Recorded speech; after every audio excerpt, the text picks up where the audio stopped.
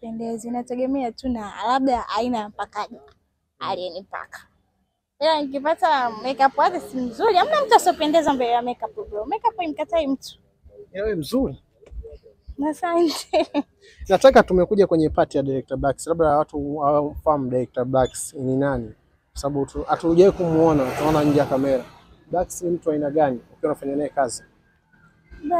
Blacks mimi ni mwanamke sana, lakini pia ndio DOP wetu, chief DOP wa Donta TV, Donta Family, Donta Price. Unatuona huko tuna shine.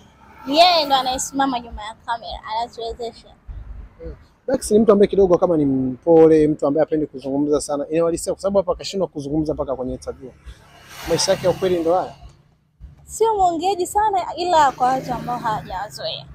Ila kwa sisi ambao tumeishi naye muda mrefu, tunajuana kawaida tu. Nataka uambie watu, ukiiona tamthilia Penzi la Mtoto wa Bosi na Dada Kazi, ulikuwa unatarajia na kwa kubwa kama watu tunakuona sasa hivi? Nilikuwa naamini hivyo na nilikuwa namuomba Mungu. Na kwa bahati nzuri, Mungu Bwana amejibu maombi yangu. Nilichokitarajia ndicho kilichotokea. Na nazidi kumwomba Mungu tuzidi kupambana zaidi kwenda mbele. Ni kipi ambacho napenda, ni kipi ambacho ukikaa kwenye hii tamthilia unapenda kukaa kukiangalia sana?